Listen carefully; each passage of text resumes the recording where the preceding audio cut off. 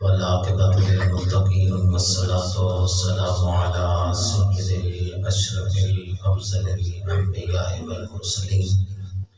وعلى كل ملائكة المقربين وعلى عباد الله الصالحين. قال الله تبارك وتعالى في الكلام المجيد والفرقان الحميد. أما بعد فأعوذ بالله السميع العليم من الشيطان اللعين الرجيم. بسم الله الرحمن الرحيم. يا أيها الذين آمنوا اتقوا الله حق تقاته ولا تموتن إلا وأنتم مسلمون. قال الله تبارك وتعالى في مقام آخر أن اشكر لي ولوالديك. صدق الله مولانا العظيم وبلغنا رسوله النبي الكريم الأمين الرؤوف الرحيم. قال الله تبارك وتعالى في شان حبيبه مخبرا وآمرا إن الله وملائكته يصلون على النبي يا أيها الذين آمنوا صلوا عليه وسلموا تسليما. اللهم صل على سيدنا محمد وعلى آل محمد وصحبه سيدنا ومولانا محمد مبارك وسلم وصل عليه. الصلاة والسلام عليك يا سيدي يا رسول الله وعلى آلك وأصحابك يا سيدي يا حبيب الله. الصلاة والسلام عليك يا سيدي يا جد الحسن والحسين وسلم عليك وعلى آلك وأصحابك يا سيدي يا شفيع المذنبين. اللہ رب العالمین کی مبارک بارگاہ میں اپنی حمد و ثنا بیان کرنے تو بعد بے تو بے شمار درود و سلام آقا نامدار محبوب کائنات حبیب کبریا حضرت محمد مصطفیٰ صلی اللہ علیہ وسلم کی مبارک بارگاہ میں درود و سلام کا نذرانہ پیش کرنے تو بعد میرے نہایت واجب الاحترام سامعین و ناظرین، السلام علیکم ورحمۃ اللہ وبرکاتہ۔ سٹیج کی زینت میری جماعت کے عظیم ثنا خان اور عظیم عالم نبی حضرت علامہ مولانا قاری خورشید صاحب، قاری اسماعیل صاحب، قاری مدثر صاحب، دیگر احباب، خصوصاً بالخصوص ہمارے بزرگ سائی منظور صاحب موجود ہیں اور ان کی اعلیٰ مقام اور ان کے اعلیٰ سائے میں بن لینا چیز مختصر وقت کے اندر کچھ حاضری پیش کرنا چاہتا ہے۔ یقیناً اللہ رب العالمین کی بارگاہ میں آج یہ اس گھر کے ساتھ تعلق رکھنے والے لوگوں کا خوشی کا موقع بھی ہے اور دوسرا سال ثواب کا بھی محمد ظہیر صاحب کے والد کے لیے سال ثواب کا بھی اہتمام کیا گیا ہے۔ دعا ہے اللہ رب العزت مجھے حق سچ بیان کرنے اور آپ کو مجھے سنانے کے بعد اللہ کریم عمل کی توفیق عطا فرمائے۔ آمین۔ آپ تھوڑا تھوڑا قریب ہوئیں تاکہ میں کچھ آپ کے سامنے گزارشات رکھوں۔ اس گفتگو کو جو میں کرنا چاہ رہا ہوں اس کو میری مائیں بہنیں بھی سن رہی ہیں اور آپ مرد حضرات بھی میرے سامنے تشریف فرما ہیں۔ میں کوشش کروں گا انشاءاللہ العزیز آپ کو کوئی ایسی چیز بتاؤں تاکہ آپ یہاں سے اٹھ کے جائیں، گھر والوں کو بھی فائدہ ہو اور آپ جو یہاں پر تشریف لے کے آئے ہیں آپ بھی جب واپس جائیں تو آپ کو کچھ فائدہ ہو، کیونکہ آپ نے وقت نکالا ہے تو وقت نکالنے کا مقصد یہ ہے اور بزرگوں نے آپ کو بلایا، گھر والوں نے آپ کو دعوت دی۔ میں ایک بات کرنے لگا ہوں، دیکھیے کہ بابا جی نے پرسوں فون کروایا، اپنا بھائی صاحب کو کہا، انہوں نے مجھے کال کی اور یہ خود بھی وہ کہہ سکتے تھے، تعلقات ہوتا ہے نا، جب تعلقات کی بنا پہ بلایا جاتا ہے تو اسی کو بلایا جاتا ہے جس کا تعلق ہوتا ہے۔ اب یہاں پر بات یہ ہے کہ ہر بندہ ہر بندے کو نہیں بلاتا، جس بندے کے ساتھ جتنی تعلق ہوتا ہے، جتنی محبت ہوتی ہے، جتنا پیار ہوتا ہے، اس بندے کو وہ بندہ بلاتا ہے۔ اب یہاں پر مجھے اس گھر والوں نے بلایا اور یہ مجھ تک تعلق تھا اور میرا ان کے ساتھ تعلق تھا تو انہوں نے مجھے بلایا، لیکن آؤ نا میرے کریم لجپال نبی کے غلاموں، ایک ایسا بھی در ہے کہ تعلق ہو یا نہ ہو، اب یہ دروازہ جن کو بلایا گیا ہے ان کے لیے کھلا ہے، لیکن آؤ نا میرے کریم لجپال نبی کے غلاموں، ایک دروازہ وہ بھی ہے، اگر کوئی جانتا ہے یا نہیں جانتا، کوئی بلاتا ہے یا نہیں بلاتا، رات کو بھی وہ دروازہ کھلا ہے، وہ دن کو بھی دروازہ کھلا ہے، نہ اسے اس دروازے میں کوئی کسی کو روک سکتا ہے، نہ اس دروازے کو کوئی ٹوک سکتا ہے، نہ یہ کہہ سکتا ہے کہ تجھے بلایا گیا ہے، نہ یہ کہہ سکتا ہے کوئی بندہ تجھے یہاں پر نہیں بلایا گیا تو کیوں آیا ہے، نہ میرے کریم لجپال نبی کے غلاموں، وہ دروازہ میرے کریم رب کا دروازہ ہے جو 24 گھنٹے کھلا ہے، کوئی بھی آئے، بیگانہ آئے، یارانہ رکھنے والا آئے، اس کا ذکر کرنے والا آئے، اس کا ذکر نہ کرنے والا آئے، جو بھی آئے، گناہگار آئے تب بھی دروازہ کھلا ہے، ایک بار آئے تب بھی دروازہ کھلا ہے، اگر کوئی 80 سال کی عمر کے اندر اس کی بارگاہ میں گستاخیاں کر کے آئے تب بھی اس کے لیے دروازہ کھلا ہے، اگر کوئی 40 سال 20 سال 20 سال نیکیاں سجدے کر کے آئے اس کے لیے بھی دروازہ کھلا ہے، لیکن میرے کریم لجپال نبی کے غلاموں، دروازہ کھلا ضرور ہے، لیکن یہاں پر جو بھی آتا ہے اس کے لیے دروازہ جب کھلتا ہے تو ہوتا کیا ہے، جو جتنا گناہگار ہوتا ہے رب اس کو پر اتنی زیادہ نظر کرم فرماتا ہے، رب کے اس کے اوپر اتنی زیادہ کرم نوازیاں ہوتی ہیں۔ یہ اس زمن میں بات آ گئی کہ مجھے ان لوگوں نے بلایا، آپ کو انہوں نے بلایا، تعلق کی بنا پہ بلایا، لیکن میرے کریم لجپال نبی کے غلاموں یہاں پر آپ آئے،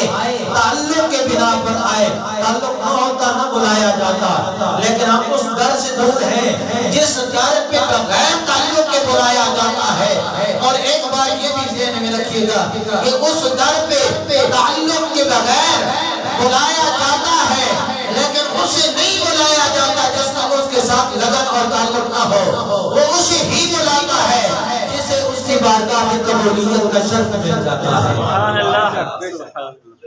تو آج اس گھر کے اندر میں اور آپ تعلق کی بنا پہ حاضر ہوئے، مقصد و مقصود ان کا کیا ہے،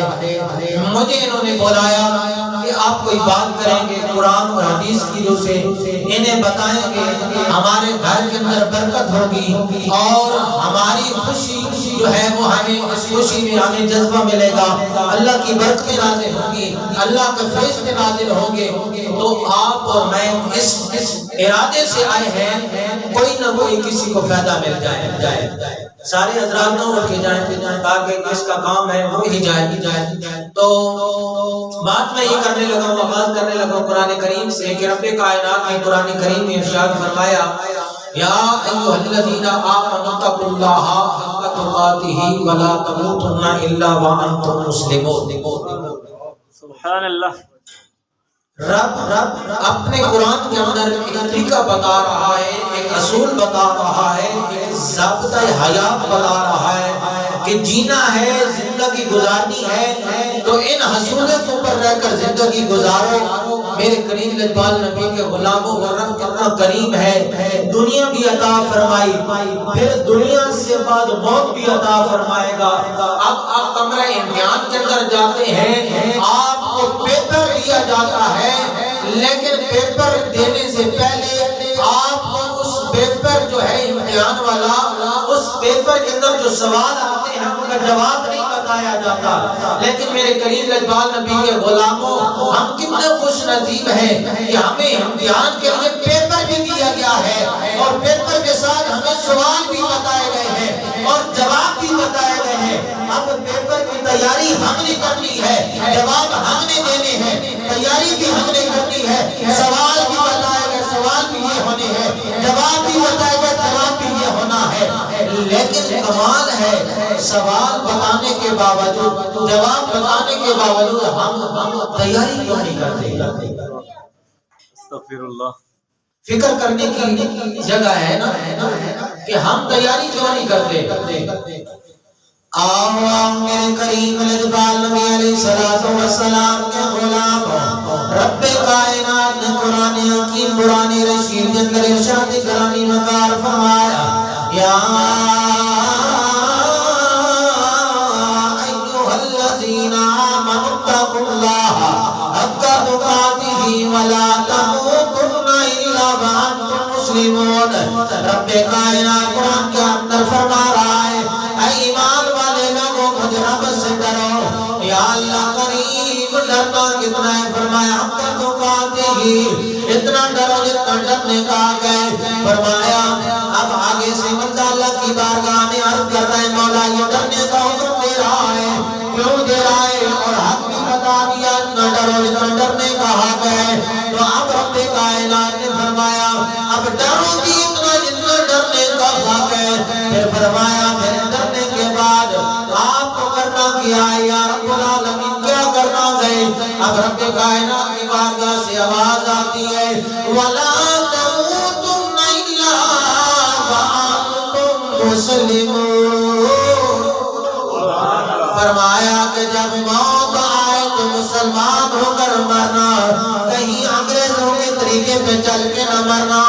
کہیں انگریزوں کے طریقے کو اپنا کے نہ مرنا، کہیں ایسا نہ ہونا کہ ٹی وی ڈرامے پہ بیٹھ کر ڈرامے دیکھتے ہوئے نہ مرنا، بلکہ مرنا ہے تو قرآن کی تلاوت تو کر رہا ہو، عزرائیل آگے آپ کی روح پرواز لے کر جا رہا ہو، سبحان اللہ، قرآن کی تلاوت تو کر رہا ہو، اور اسرائیل آئے تیری روح اس شان سے لے کر جائے کہ تو اللہ کی بارگاہ میں اپنا 70 ہزار فرشتوں کی آمد کے ساتھ تیری روح کو اللہ کی بارگاہ میں پیش کیا جائے۔ سبحان اللہ۔ حدیث شریف کے اندر آتا ہے نا، جب نیک بندے کی روح نکالی جاتی ہے، اسرائیل آتا ہے روح لے کر جاتا ہے، تو ہوتا کیا ہے کہ جب نیک بندے کی روح فرشتہ لینے کے لیے آتا ہے تو وہ اکیلا نہیں آتا، وہ اپنے ساتھ 70 ہزار فرشتوں کو لے کر آتا ہے، پھر اس شان سے لے کر اللہ کی بارگاہ میں جاتا ہے، استقبال کیا جاتا ہے، پھر اسے جو ہے غسل دلایا جاتا ہے۔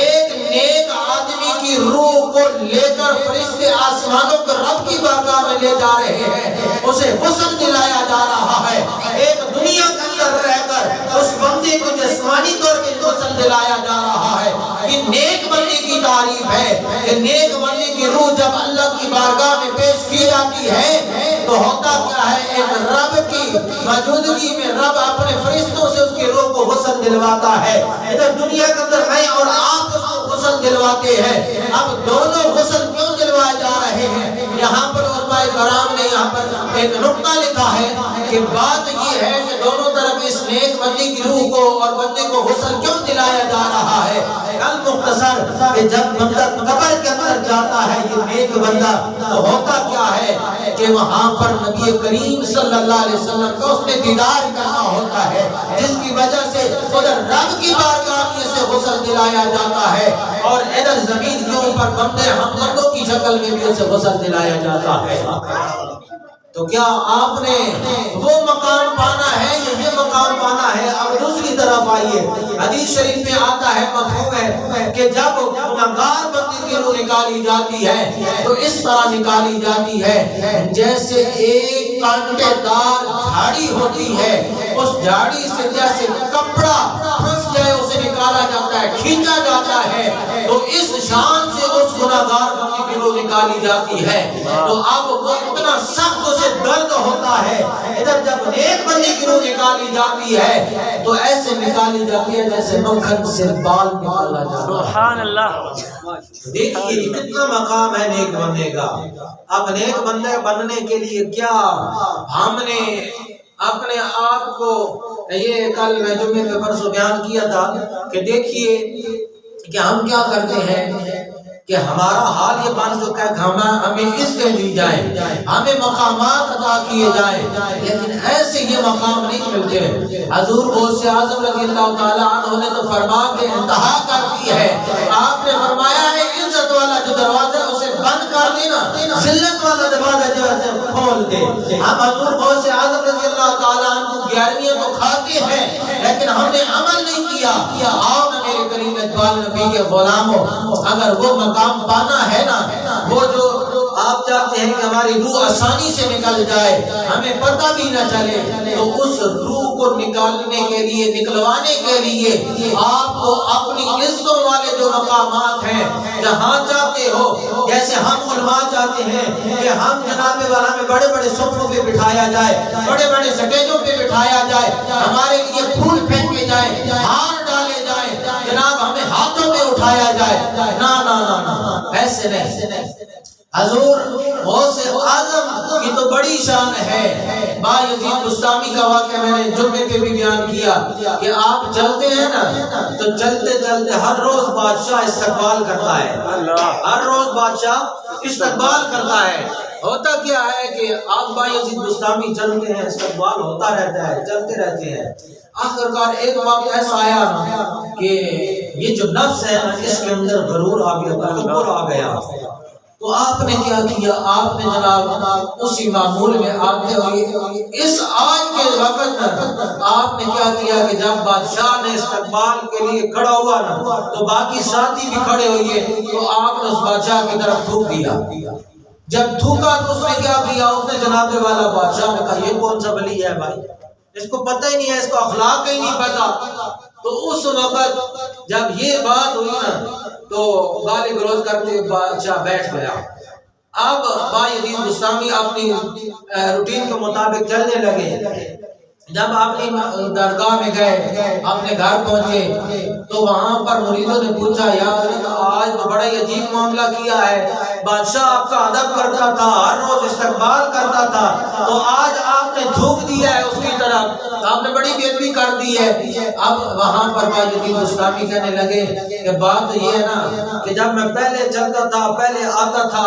تو بادشاہ استقبال کرتا تھا تو میرے ذہن کے اندر کوئی تکبر نہیں آتا تھا، کوئی غرور نہیں آتا تھا۔ ایک مرتبہ ایسا ہوا کہ جب میں گزرا تو میرے اس نفس نے کہا کہ بایزید بستامی تیرا یہ مقام ہے،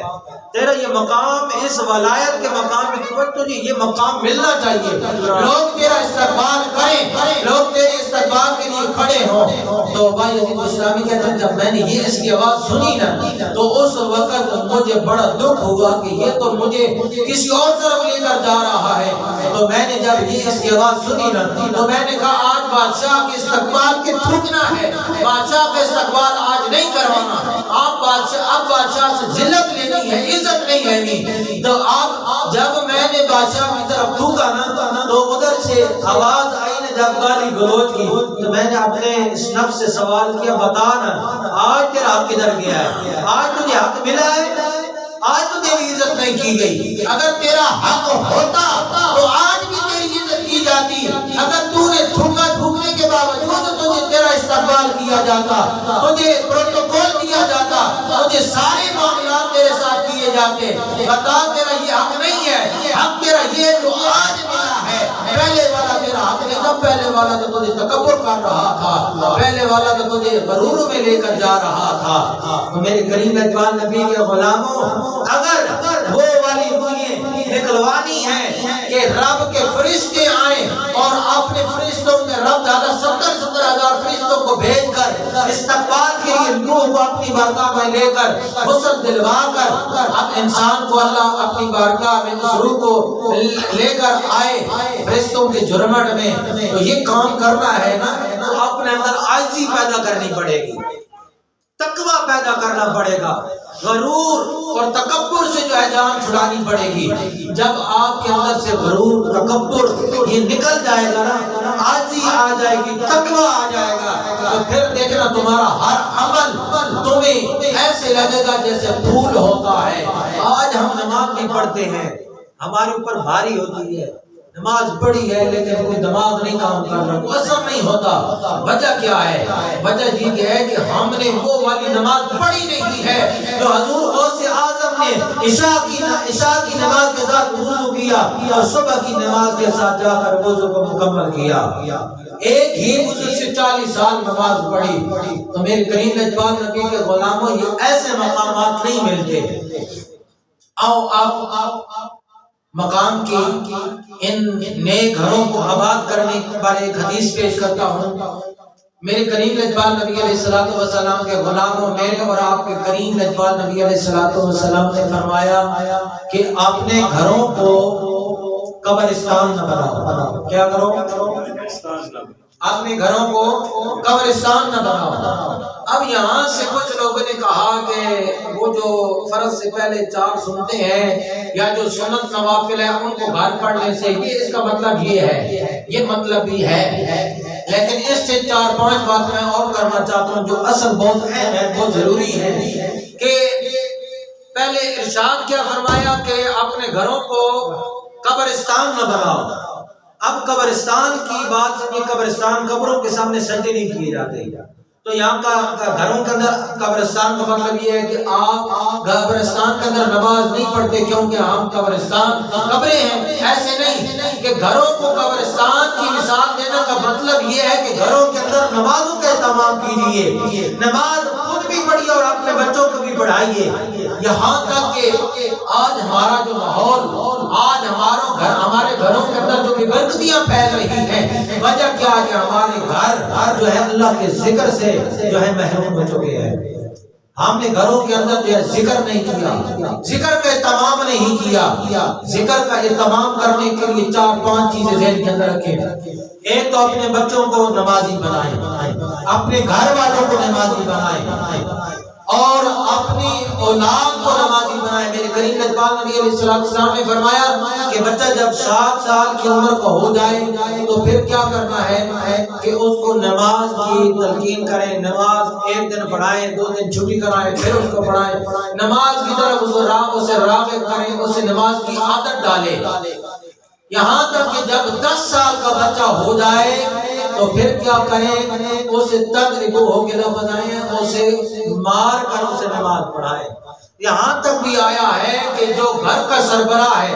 والد ہے، جو گھر میں بڑا ہے، اسے اپنے گھر کے اندر ایک سٹک نما جو ہے ڈنڈا لٹکانا چاہیے۔ اس ڈنڈے کا لٹکانے کا مقصد کیا ہے کہ گھر والوں کو پتہ ہو کہ ہم نے اگر یہاں پر نماز ادا نہ کی تو ہمیں اس سے جو ہے مار پڑے گی۔ اب مارنا اس طرح نہیں ہے جس طرح ڈنگروں کو، جانوروں کو مارا جاتا ہے، یہ بات ہے کہ اس سے ڈر پیدا کرنا ہے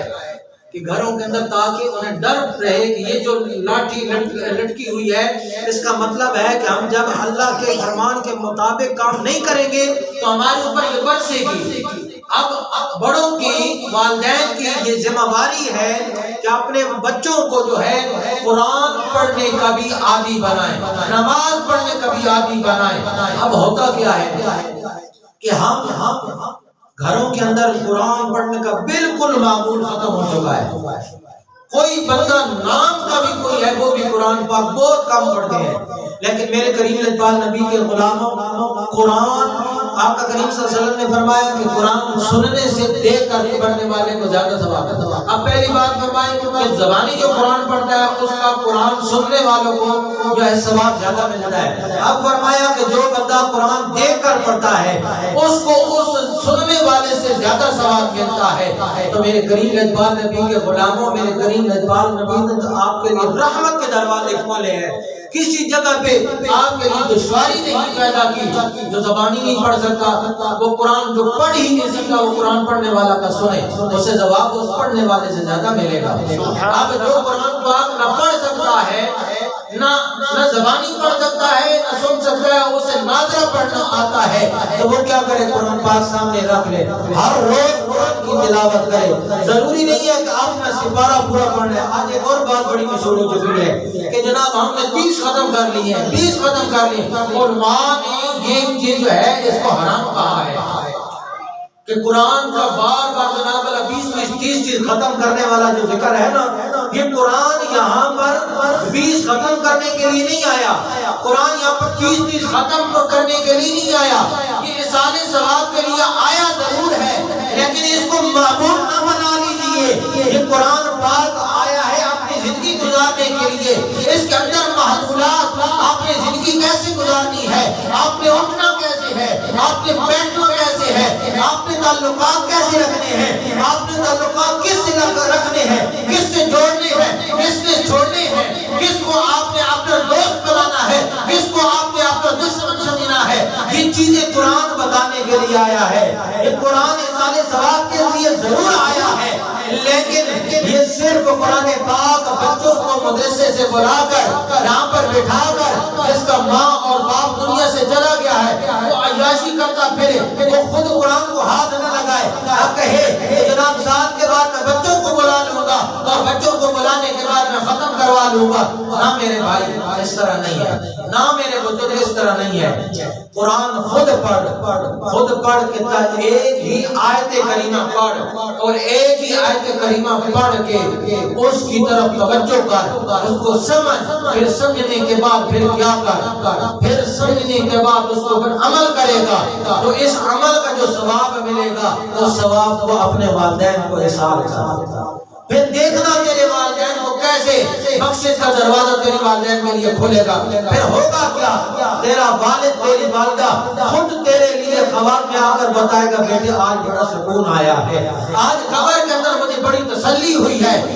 ابا جان کیا ہوا، پھر خواب کے اندر بھی تجھے بتایا جائے گا، ہوا یہ ہے کہ تو نے جب قرآن کی ایک آیت کریمہ تلاوت کی، میں نے تجھے قرآن پڑھایا تھا، مدرسے میں بھیجا تھا، مولوی صاحب کے پاس بھیجا تھا، خطیب کے پاس بھیجا تھا، تو میں نے اس لیے بھیجا تھا جب میرا بیٹا قرآن پڑھے گا تو پڑھ کے میرے روح کو اصال کرے گا، جب بھی پڑھتا رہے گا مجھے ثواب ملتا رہے گا، تو نے سمجھ کر پڑھا، جب سمجھ کر پڑھا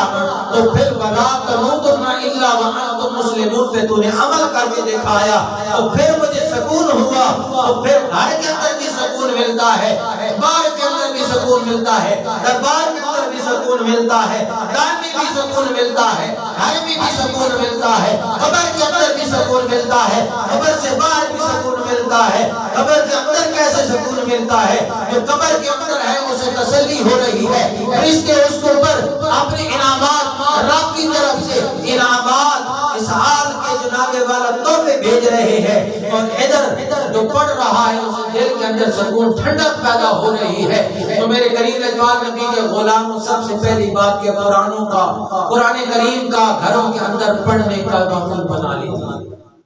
یہ کریں گے انشاءاللہ، یہ آپ کے ذمہ کام ہے۔ آپ میں یہ نہیں کہتا کہ آپ گھر کے اندر ختم نہ کروائیں، میں تو یہ کہتا ہوں یہاں تک علماء کہتے ہیں کہ ختم پڑھنے والے جو طالب علم ہیں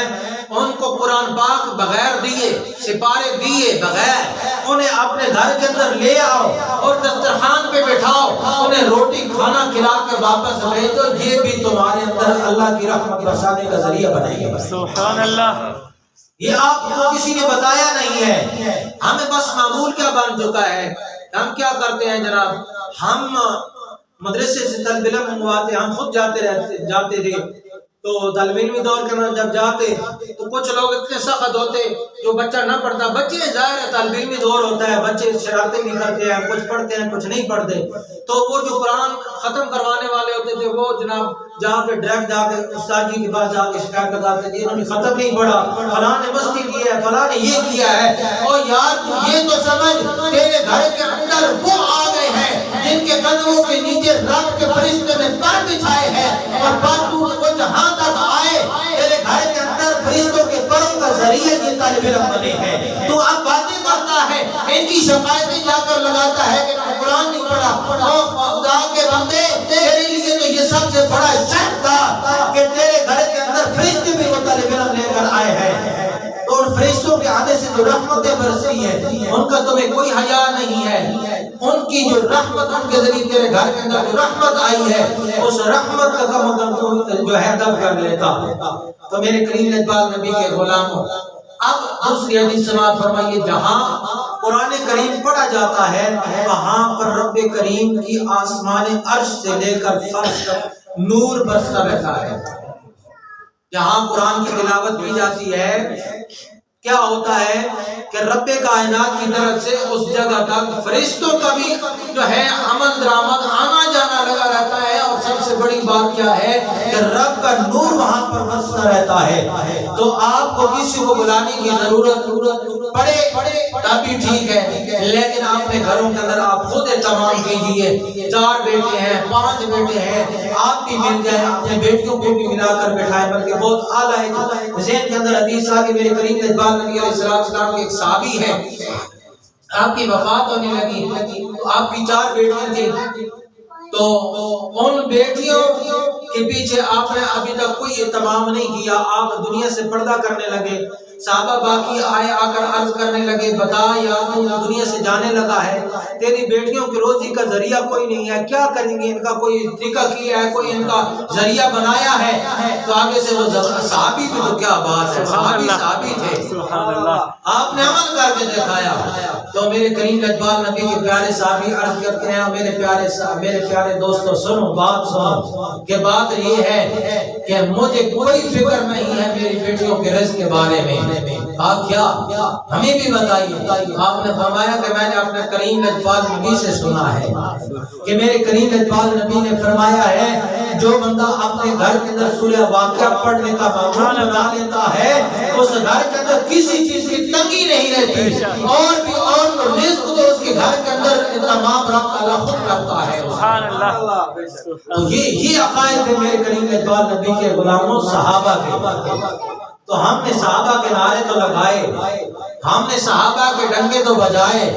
ہم نے اولیاء اللہ کا ذکر تو کیا،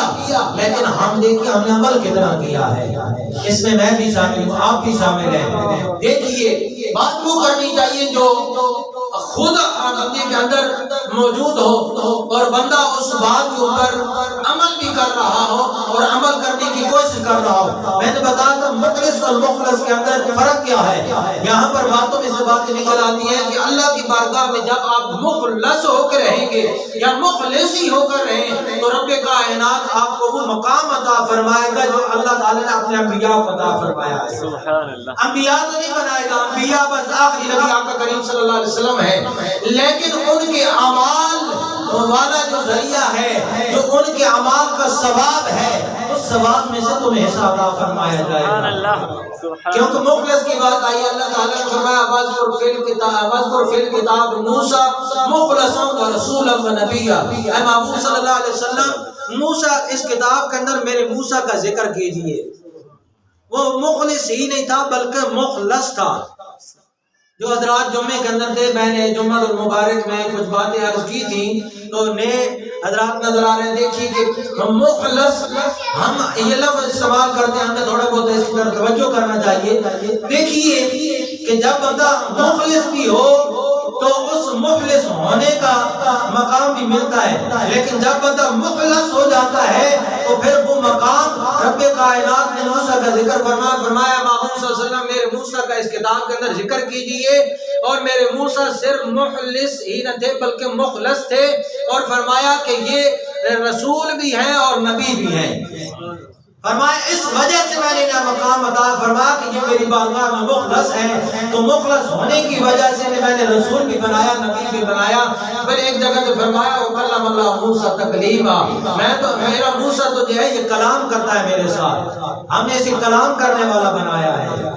تو دیکھیے مقام کیسے ملا، اس مخلص لفظ سے ملا کہ یہ مخلص بندہ اپنی ساری خواہشات کی چھوڑنے کی کوشش کرتا ہے تو اس کو مخلص کہتے ہیں المختصر۔ اور جو بندہ یہ ساری خواہشات کو ترک کر کے کوشش نہیں بلکہ کوشش کرنے کی اسے ضرورت ہی نہیں پڑتی، اتنا اللہ کی بارگاہ میں کامیاب ہو جاتا ہے، اتنی مشکلیں کاٹ کاٹ کر اس مقام پہ پہنچ جاتا ہے، وہ مخلص ہو جاتا ہے۔ تو پھر یہ مقام اسے عطا فرماتا ہے کہ اللہ تعالیٰ فرماتا ہے محبوب صلی اللہ علیہ وسلم میرے اس موسیٰ کا ذکر کیجئے، یہ مخلص نہیں بلکہ مخلص ہے۔ تو آپ بھی کوشش کریں اللہ کی بارگاہ میں مخلص ہونے کی۔ مخلص تو ہے ہی، کوشش کرتا ہے ہر بندہ، جس کو جتنی کوشش کرتا ہے میں اس گناہ سے بھی بچ جاؤں، اس گناہ سے بھی بچ جاؤں، کوشش تو کرتے ہیں، مخلص تو ہے، لیکن مخلص سے نکل مخلص کی طرف بھی جائیں۔ ہم یہ سارے رتبے تو بیان کرتے ہیں، بات پھر آگے یہاں پر ہوتی ہے کہ ہم یہ ساری چیزیں بیان کرتے ہیں تو ان ساری چیزوں کے اندر آ کر ہم عمل کتنا کرتے ہیں، ہم کامیاب کتنا ہوتے ہیں۔ کامیاب ہم اس لیے نہیں ہوتے کہ وجہ یہ ہے کہ ہمارے ساتھ جو دشمن لگا ہے، انَّهُ كَانَ لَكُمْ عَدُوٌّ مُّبِينٌ، جو رب نے کہا ہے یہ جو تمہارے ساتھ لگا ہوا شیطان ہے یہ تمہارا کھلا دشمن ہے۔ تم کوششیں کرتے رہو گے یہ تمہیں تمہارا راستہ روکتا رہے گا، لیکن تم نے اپنی کوشش کو ترک نہیں کرنا تو کوشش کو ترک نہیں کرے گا، وہ اپنی کوشش پہ ہار نہیں مانے گا، وہ ہار مان جائے گا۔ لیکن میرے بندے میں تجھے ایسی کامیابی عطا فرماؤں گا، ایک وقت آئے گا کہ وَلَا تَمُوتُنَّ إِلَّا وَأَنْتُمْ مُسْلِمُونَ کا مقام تجھے میں عطا کر دوں گا۔ سبحان اللہ۔ تو اگر ان گھروں کو آباد کرنا ہے، اگر ان گھروں کے اندر اپنے رب کی رحمتوں کا نزول کروانا ہے تو آؤ میرے کریم اقبال نبی کے غلاموں، اس ان گھروں کے اندر قرآن کی تلاوت کرنے والا ماحول بنا لو۔ آخری ایک واقعہ میں آپ کے سامنے رکھنے لگا ہوں۔ ایک بندہ گھر سے باہر جاتا ہے، واپس آتا ہے اور واپس عشاء کے وقت بولتا ہے اور پہنچ کر دیکھتا ہے کہ اپنے گھر کے اندر بیوی جو ہے وہ موجود ہے، بچے اس کے جو ہیں وہ سو رہے ہیں۔ یہ بڑی اعلیٰ بات ہے اور میرے اور آپ کے لیے سبق ہے۔ آپ نے یہاں سے سبق حاصل کرنا ہے کہ ہم نے کیا کرنا ہے۔ میں اس کو انتہائی مختصر کر کے بیان کروں گا، آپ کہیں سبحان اللہ۔ سبحان اللہ۔ اللہ اللہ میرے کریم اقبال نبی علیہ السلام کے غلاموں توجہ فرماؤ۔ ایک بندہ اپنے گھر سے باہر جاتا ہے، دن کو کام کاج کرتا ہے، مزدوری کرتا ہے، شام کو عشاء کے وقت واپس آتا ہے، گھر کے اندر دیکھتا ہے بیوی موجود ہے اور بچے آرام فرما رہے ہیں۔ آپ نے اپنی بیوی سے متوجہ ہو کر فرمایا کہ اے میری پیاری گھر والی، شریک حیات مجھے بتانا بچے کدھر گئے ہیں؟ فرمایا بچے بھوک سے ڈالو کر میں نے سلا دیے ہیں۔ اب آگے سے وہ بندہ کہنے لگا اے میری شریک حیات مجھے بتانا میرے بچوں نے نماز پڑھی ہے کہ نہیں پڑھی؟ آگے سے آواز آتی ہے اے میرے گھر والے تو باہر سے آیا ہے، مزدوری کر کے آیا ہے، یہاں پر کھانے پینے کے لیے کوئی چیز نہیں موجود تھی تو میں نے کیا کیا، اپنے بچوں کو پیار سے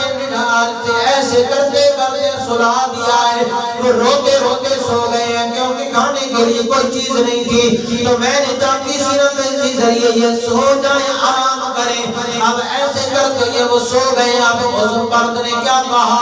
آؤ میرے کریم اقبال کے پیارے، میرے کریم اقبال نبی کے غلام، آج ہم نے بھی ایسے بننا پڑے گا۔ جب ہم بھی ایسے بن جائیں گے پھر دیکھنا رب کائنات میرے اور تیرے لیے کیسے اسباب پیدا کرتا ہے۔ سبحان اللہ۔ ہوا کیا، وہ اپنے اس شریک حیات سے کہنے لگا کہ اے میری بیوی تو رزق کی بات کرتی ہے، کھانے کی بات کرتی ہے، روٹی کی بات کرتی ہے، نہ میری بات سن، میرے رب نے میرے سے کہا جا تو اپنے گھر والوں کو نماز پڑھنے والا بنا، نماز کی تلقین کر، قرآن پڑھنے والا بنا، قرآن پڑھنے کی تلقین کر، درود شریف پڑھنے والا بنا، درود شریف پڑھنے والی کو درود شریف کی تلقین فرما، جا تو اپنے گھر والوں کو میرے رزق کو میرے ذکر کرنے کی تلقین کر، اپنے گھر والوں کو میرے ذکر کرنے والا بنا، رزق کا اہتمام میں خود کر دوں گا۔ سبحان اللہ۔ اب ہوا کیا، وہ جب اس طرح اس نے فرمایا اپنی بیوی کو، ادھر سے آواز آئی اب میں کیا کروں؟ بیوی نے جب یہ عرض کی، ادھر سے شریک حیات کو اب مرد کہتا ہے اے میری بیوی ایسے کر نہ جانا، اپنے بیٹوں کو اٹھا، میرے بچوں کو جگا اور جگا کر انہیں وضو کرا کہ انہیں نماز کے لیے مصلی بچھا اور مصلی بچھا کر ان کو مصلی کے اوپر کھڑا کر کے ان کے لیے نماز کا اہتمام فرما، اور اہتمام فرمانے کے بعد ان سے رب کرا، ان سے نماز پڑھا، اور جب تو نماز پڑھائے گی پھر دیکھنا رب کیسے اپنی بارگاہ سے تمام رزق کرے گا۔ اب ہوا کیا بیوی نے اپنے بچوں کو جگایا، جب جگا کر ان بچوں کو مصلی کے لیے وضو کرایا، نماز کے لیے تیار کیا، مصلی بچھایا، مصلی کے اوپر بچوں کو لایا، مصلی بچھایا، اب بچے مصلی پہ آئے، ہوا کیا ادھر مصلی کے اوپر بچے آئے، ادھر دروازے پہ دستک ہوئی، ادھر سے ایک بندہ آیا،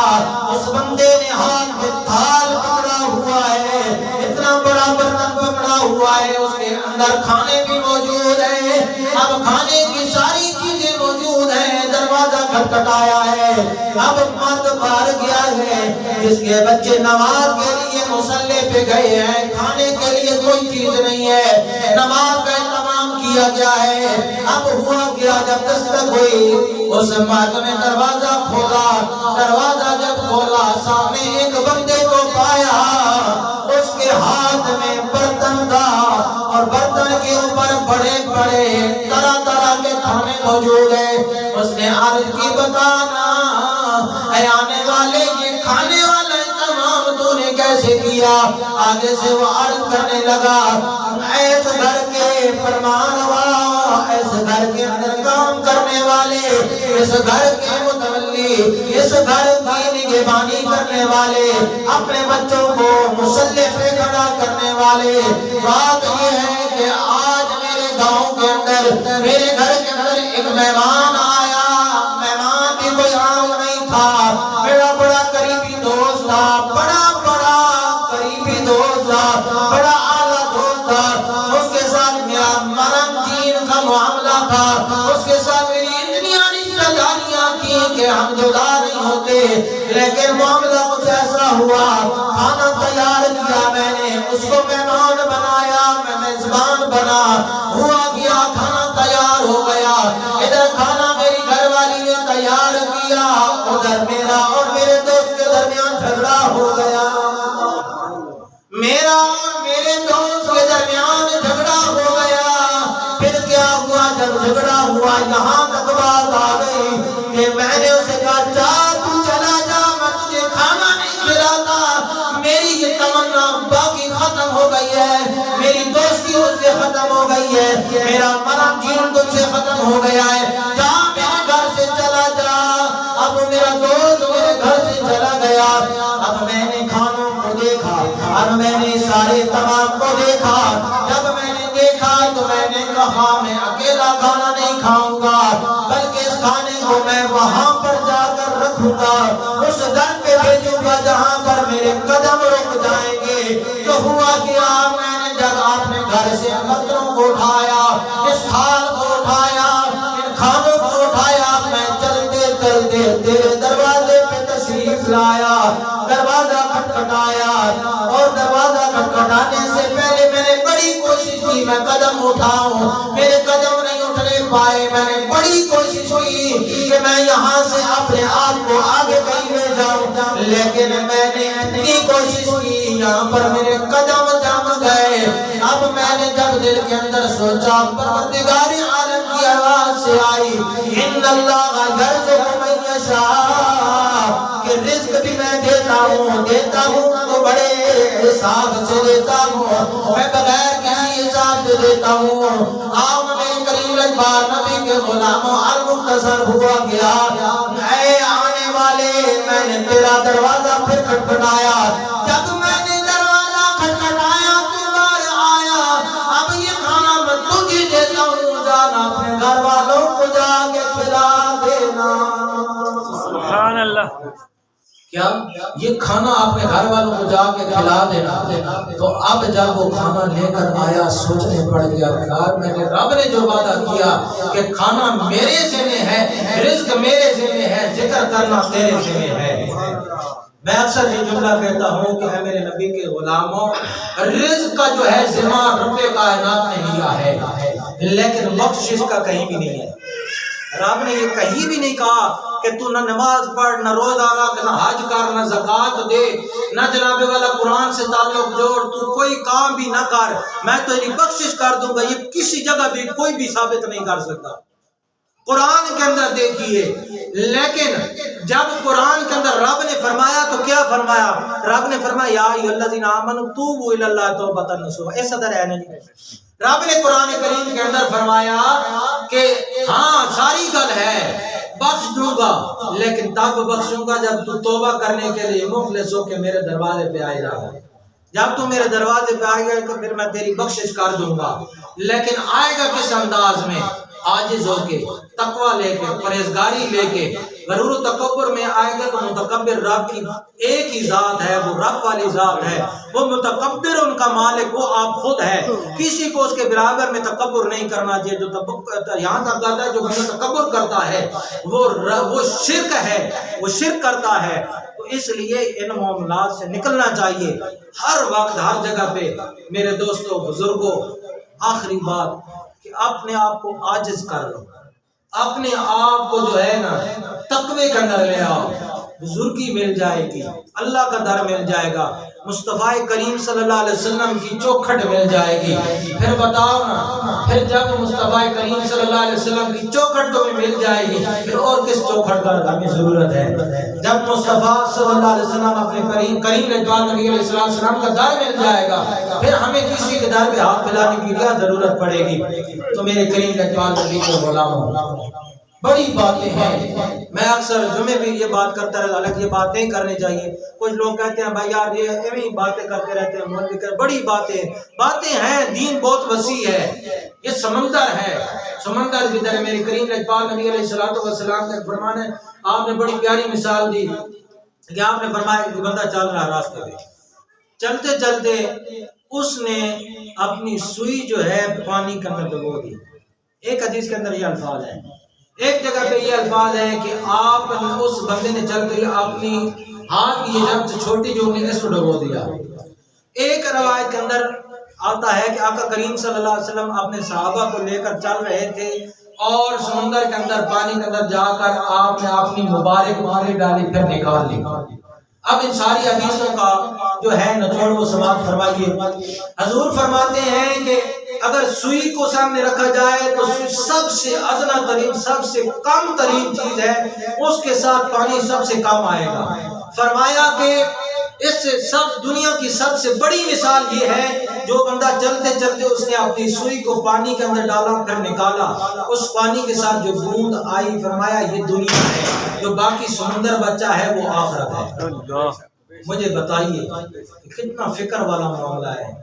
کہ سوئی کے ساتھ جو آیا یہ ساری دنیا یہ ہے. مثال دی کہ یہ سوئی کے ساتھ کتنا پانی، ایک کم کم قطرہ ہی آیا، قطرے سے میں کہتا ہوں کہ کم آیا ہوگا پانی. تو وہ حضور نے فرمایا یہ دنیا کی مثال ہے، یہ دنیا ہے. اور پیچھے فرمایا یہ جو پیچھے سمندر بچ گیا یہ آخرت ہے. تو اب جتنا بڑا میدان ہے اس اتنے بڑے میدان کے لیے ہم نے تیاری کتنی کی ہے؟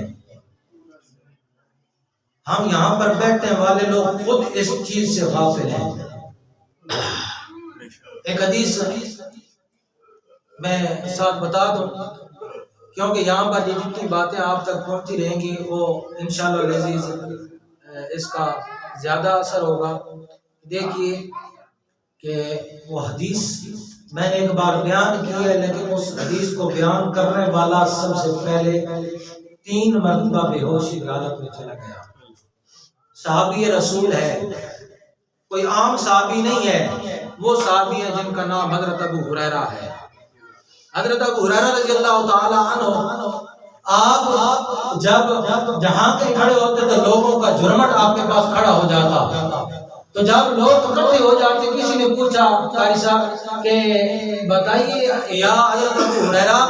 آپ جہاں بھی کھڑے ہوتے ہیں لوگوں کا مجمع لگ جاتا ہے، لوگ آپ کے پاس اکٹھے ہو جاتے ہیں، بتاؤ تم کیا کرتے ہو؟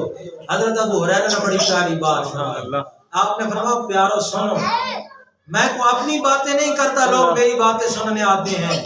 فرماتے ہیں کہ میں اپنے کریم لجپال نبی کی باتیں کرتا ہوں، لوگ اس لیے میرے پاس جمع ہو جاتے ہیں. آج ہماری حالت کیا ہے؟ جہاں دین بیان ہو جاتا ہے اور ہوتا ہے کہتے ہیں یار کب یہ جان چھوڑے گا مولوی، کب یہ سٹیج سے ہٹے گا، ہمارا ٹائم نہ ہے. اور میرے کریم لجپال نبی کے غلاموں، یہاں پر اس سٹیج کے اوپر ہم علماء اور دوست جو حضرات یہاں پر جو اپنی ڈیوٹی دیتے ہیں وہ ایک لفظ پکارتے ہیں، وہ لفظ ہمیں نہیں کہنا چاہیے. آپ دوستوں کی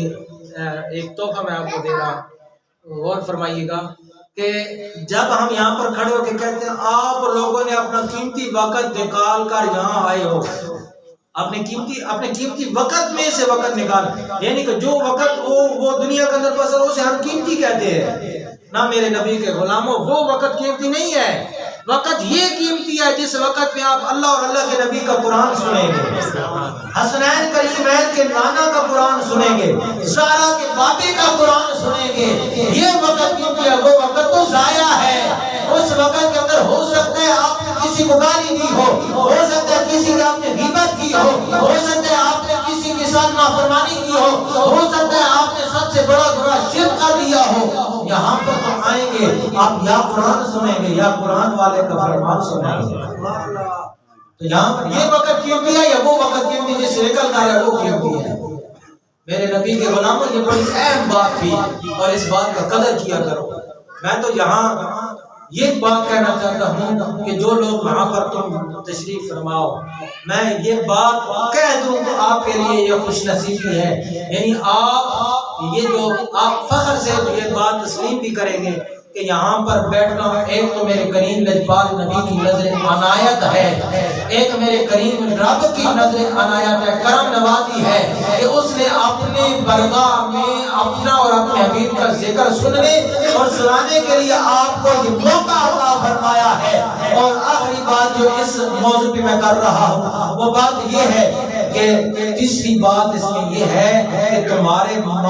باپ کو سلام میں کرتا ہوں کہ جنہوں نے آپ کو یہ تربیت دی ہے کہ جہاں بھی اصالِ ثواب کی محفل ہو، جہاں بھی رب رسول کا ذکر کیا جائے اس محفل کے اندر جایا کرو اور جا کر رب اور رب کے رسول کو راضی کیا کرو۔ یہ تمہارے والدین کی تربیت کا ثبوت ہے۔ میں کہتا ہوں جاؤ اور جا کر اپنے والدین کا پاؤں کو چوم لو، کہو ابا جان اماں جان آج ہم نے آپ کی زندگی اور آپ کی جو تربیت ہے اس کو آج ہم نے پہچانا ہے کہ اماں جان ابا جان بھائی جان جو بھی بڑے ہیں تم نے ہماری تربیت کی ہے، اچھی تربیت کی ہے۔ کوئی جاتے ہیں جناب والا گانے سننے کی محفل میں، کوئی جاتے ہیں کجریاں ناچ رہی ہوں وہاں پر جاتے ہیں، کوئی فٹ بال والی بال کرکٹ کی محفلوں میں جاتے ہیں، لیکن ہمارے والدین ہم بڑے خوش نصیب ہیں، ہماری آپ نے تربیت کی ہے کہ ہماری آپ کی تربیت کی وجہ سے آج ہم نے اپنے کریم لجپال نبی کا ذکر سنا ہے۔ سبحان اللہ۔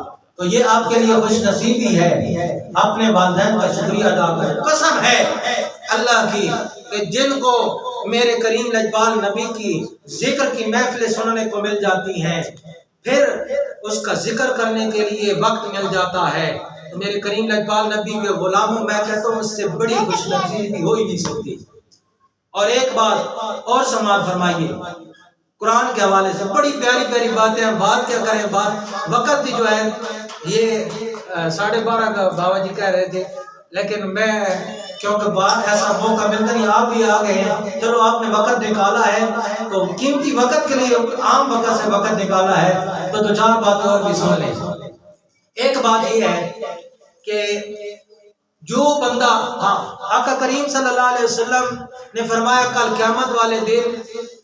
حاجی بھی بلایا جائے، قرآن جو حافظ قرآن ہے، بات زیادہ ہے اس کو کون میں، بڑی پیاری بات ہے اور سنیں گے انشاءاللہ آپ کو مزہ آئے گا، بڑی پیاری بات ہے۔ میرے کریم لجپال نبی نے فرمایا حافظ قرآن جب جنت میں جائے گا 10 لوگوں کو لے کر جائے گا۔ کتنے لوگوں کو؟ حاجی جائے گا تو وہ 70,000 لوگوں کو لے کر جائے گا۔ اب یہاں پر جو ہے بات باندھی گئی، آگے بات یہ ہے کہ حاجی 70,000 کو لے کر جائے گا، اس کے بعد جناب والا حافظ قرآن جو ہے وہ 10 لوگوں کو جائے گا۔ وہاں پر سوال کیا گیا کہ بتائیے جو حافظ قرآن جائے گا وہ کون کون سے لوگوں کو لے کر جائے گا؟ تو وہاں پر دو حدیثوں کو ملا کے بات کرنا چاہ رہا ہوں کہ آقا کریم صلی اللہ علیہ وسلم نے فرمایا کہ حاجی جب آئے گا نا اس سے کہا جائے گا چل تو چلا جا، چل تو جنت میں چلا جا اپنے 70,000 کو لے کر۔ اب اسی طرح عبادت کرنے والا آئے گا اور قرآن جو ہے قرآن کا حافظ آئے گا، بڑی پیاری بات ہے، حافظ قرآن آئے گا ایک طرف اور ایک طرف عبادت کرنے والا آئے گا۔ سماعت فرمائیے ایک بار کہہ دو سبحان اللہ۔ اللہ اللہ میرے کریم رجبان نبی علیہ السلام کے غلاموں توجہ فرماؤ. میرے کریم رجبان نبی علیہ السلام نے فرمایا کل قیامت والا دن ہوگا, ایک عبادت گزار آئے گا. وہ عبادت گزار کون ہے؟ رات ساری رات قیام کرنے والا ہے. جب تسبیح پڑھنے کی باری آتی ہے ہر وقت تسبیح کرتا ہے. جب رکوع کی باری آتی ہے رکوع کرتا رہتا ہے. جب سجدے کی باری آتی ہے سجدہ کرتا رہتا ہے. جب اللہ کا ذکر کرنے کی باری آتی ہے اللہ کرتا رہتا ہے. یہ سارا ذکر کرنے والا عابدین کا ذکر آیا ہے کہ حضور نے فرمایا کہ عابدین آدمی آئے گا, عبادت کرنے والا آئے گا, عبادت گزار آئے گا. اب اس کے ساتھ دوسرا حافظ قرآن آ جائے گا. کیا حافظ قرآن آ جائے گا. ایک طرف حافظ قرآن ہے, ایک طرف ساری رات رو کر اللہ کی بارگاہ میں گڑ گڑانے والا ہے, ایک طرف ساری رات سونے والا ہے, ایک طرف اللہ کی بارگاہ میں قیام کرنے والا ہے, ایک طرف کھو کر نہ جناب والا صرف عشاء کی نماز پڑھی, نہ تہجد پڑھی, نہ نوافل پڑھے, لیکن کیا کیا عشاء کی نماز پڑھ کے سو گیا, پھر صبح کی نماز پڑھ لی, قرآن کی تلاوت کر لی, یا قرآن پڑھا لیا یا پڑھ لیا, لیکن دوسری طرف جو ہے وہ قیام بھی ہے, رکوع بھی ہے, سجود بھی ہے, ساری رات اللہ کی بارگاہ میں رو رہا ہے. لیکن ہوا کیا؟ میرے کریم رجبان نبی نے فرمایا کہ ہوگا کیا؟ اب اس عبادت کرنے والے کو کہا جائے گا چلا جا تو جنت میں. کیا چلا جائے گا؟ تو چلا جا جنت میں. اب باری آئے گی حافظ قرآن کی. جب حافظ قرآن کی باری آئے گی تو رب فرمائے گا اب کیا تو رک جا. اب حافظ قرآن کہے گا مولا میرے لیے جنت نہیں ہے, کیا تو نے روک کے کھڑا کر دیا ہے؟ رب کائنات فرمائے گا ہے نا جنت. آگے سے حافظ اللہ کی بارگاہ میں عرض کرے گا مولا اگر جنت ہے تو پھر مجھے روکا کیوں ہے؟ عرض کی رب کائنات نے فرمایا, رب کائنات فرمائے گا اے میرے بندے حافظ قرآن, میں نے عبادت کرنے والے کو بھیج دیا, تیرا مقام جنت میں ہے, تو چلا جا جنت میں. لیکن اے حافظ قرآن تیرے لیے میرا حکم ہے کہ جس نے تیرے ساتھ پیار کیا ہے اسے جنت میں لے جا. سبحان اللہ. اب اس سوال کا جواب ملا ہے نا کہ جنت میں حافظ قرآن کن کن کو لے کر جائے. وہ 10 بندے تو جو ہیں اس حدیث سے ثابت ہوتا ہے کہ وہ 10 بندے خاص لوگ ہوں گے, یعنی کہ اس کے اپنے قریبی رشتہ داروں میں سے ہوں گے, والد اور والدہ یہ تو ہیں ہی ہیں. اب اس کے ساتھ باقی جو گھر کے لوگ ہیں وہ. لیکن یہاں اس حدیث سے ثابت ہوتا ہے کہ وہاں پر جس نے اس کے ساتھ چلنے کا, اس کی مدد کی, مدرسے کے اندر اس کے لیے کھانا بھیجا, چاہے وہ 1 تھا چاہے 10 تھے, جتنے بھی حافظ قرآن تھے ان کی مدرسے کے اندر خدمت کی, وہ سارے حضرات کی خدمت کرنے کے بعد اب وہ بندہ بھی کیوں وہ پیار کرتا ہے, محبت کرتا ہے نا, تو اس وقت رب کائنات فرمائے گا جا میرے حافظ قرآن میرے بندے تو ایسے کرنا, میدان محشر کا چکر لگا, جو بندے تیرے ساتھ پیار کرتے تھے, جو بندے تیرے ساتھ محبت کرتے تھے, ان کا ہاتھ پکڑ اور ہاتھ پکڑ میں جنت میں لے جا, تیرا مقام یہ ہے. اور پھر یہ بھی ساتھ فرمایا روایت میں یہ بھی آتا ہے کہ حافظ قرآن کو کہا جائے گا حافظ قرآن ایسے کرنا جیسے دنیا کے اندر قرآن پڑھتا تھا, ایسے قرآن پڑھتا جا اور سیڑھیاں چڑھتا جا جہاں تک تیری قرآن کی آخری آیت ہوگی وہ تیرا مقام ہوگا. اور ایک حدیث میں یہ مقام اور والدین کی بھی شان سنیے, آپ جو ہے اپنے بچوں کو قرآن کا حافظ بنائیں. یہ قاری صاحب یہاں پر موجود ہیں, آپ کے لیے یہ قاری صاحب بابا جی نے بھی کوشش کی, بندے ناچیز نے بھی کوشش کی, ان کو لے کر آئے کم کم اپنے بچوں کو ان کے پاس بھیجیں. انشاءاللہ یہ پورا آپ کے ساتھ تعاون فرمائیں گے. جو مجھے ضرورت پڑی میں بھی آپ کے ساتھ انشاءاللہ جو ہے ساتھ نوکر ہوں, خادم ہوں. انشاءاللہ آپ کو بچوں کو کسی قسم کی تکلیف پریشانی نہیں ہوگی, کیونکہ مقام تو سن لیا ہے, مقام تو سن لیا ہے نا کہ جو حافظ قرآن ہوگا وہ کل قیامت والے دن جو بھی پیار کرتا ہے اسے جنت میں لے جائے گا. تو حافظ اپنا قاری صاحب موجود ہے, اپنے بچوں کو بھیجیں. تو اسی طرح میرے کریم لجبال نبی کے غلاموں آخری روایت اصل بات کھل جاتی ہے، اتنی مزہ آتا ہے حضور کی حدیث سے سنانے میں کہ بات وہی بات ابو ہریرہ رضی اللہ تعالیٰ عنہ والی حدیث سے بیچ نہیں رہ گئی کہ آپ نے کیا فرمایا، وہ جو آپ 3 دفعہ بے ہوش ہوئی، بڑی جو ہے بڑی سخت ہمارے اوپر کنٹرول کرنا چاہیے اس حدیث میں۔ تو بس آقا کریم صلی اللہ علیہ وسلم نے یہ اپنا حدیث کی روشنی میں کہ والدین کا مقام، آقا کریم صلی اللہ علیہ وسلم نے فرمایا کہ کل قیامت والے دن اللہ تعالیٰ فرمایا کہ ایسے کرو فرشتوں جاؤ، جبرائیل امین کو فرمایا کہ جاؤ جبرائیل امین میدان محشر کا چکر لگا، اور چکر لگا کر ایسے کر کہ جو حفاظ کرام کے جناب والا، پہلے حفاظ کرام کو بلایا جائے گا، پھر ان کے والد کے لیے بھیجا جائے گا، ان کے والدین کو بلاؤ، پھر جب انہیں بلایا جائے گا، یہ بڑی طویل حدیث ہے مختصر، کہ ان کو بلایا جائے گا، پھر رب کائنات فرمایا کہ فرشتے ایسے کرو نا، آپ جنت سے نورانی تاج منگواؤ، جنت سے نورانی تاج منگوا کر حافظ قرآن کے والدین کے سروں پر رکھے جائیں گے، اور پھر کیا ہوگا، پھر خالی رکھے نہیں جائیں گے،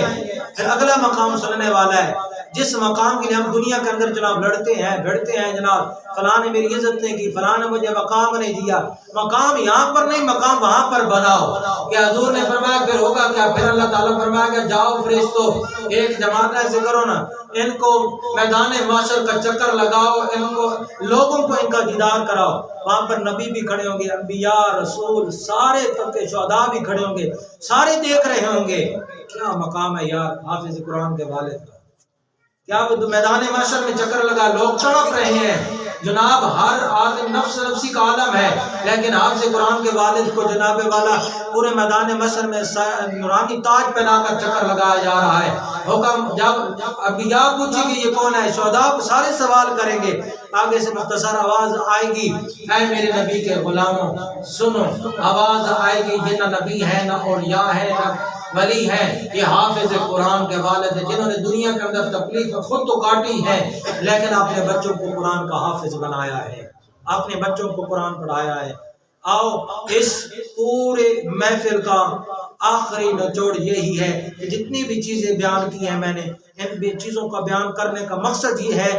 کہ آپ یہاں پر آئے، اصال ثواب کی محفل کے لیے بھی آئے، اور اس گھر کے افتتاح کے لیے آئے، آپ اور میں مل کے انشاءاللہ ان کے گھر کے لیے سب سے بڑا کام تو یہ ہے کہ یہاں پر فرشتوں نے اپنے قدم ٹکا دیے ہیں، ہم دعا کریں یا نہ کریں، دعا کر رہے ہیں ہمارا حق ہے اللہ کی بارگاہ میں، لیکن رب کے فرشتوں نے یہاں پر قدم ٹکا دیے، اس سے بڑی خوش نصیبی کوئی نہیں ہے۔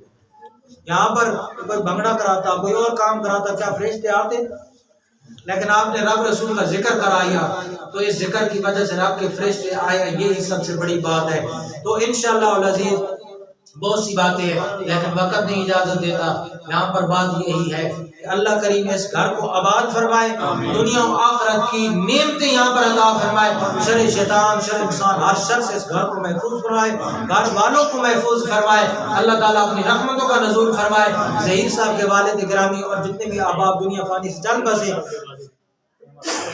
عمر صاحب کے والد صاحب اور جتنی بھی اس بلادری رشتہ دار اس دنیا فانی سے چل بسے، اللہ کریم تمام کی بخشش فرمائے، میرے اور آپ کے جتنے بھی احباب اس دنیا سے چل بسے، اسی محفل کے توسل سے تمام کے اللہ کریم بخشش فرمائے۔ اللہ کریم میں نے جو کچھ لفظ آپ کے سامنے ٹوٹے پھوٹے بیان کیے، ان میں کوئی غلطی خدائی رب کریم معاف فرمائے اپنے کریم اجبال نبی کا صدقہ، پھر جو صاف گفتگو ہے اس گفتگو کے اندر مجھے اور آپ کو عمل پیرا ہونے کی توفیق عطا فرمائے۔ فقیرانہ ہم صدا کر چلے، میاں تم خوش رہو، ہم دعا کر چلے، ہم علینا الا البلاغ۔ دوست مصطفیٰ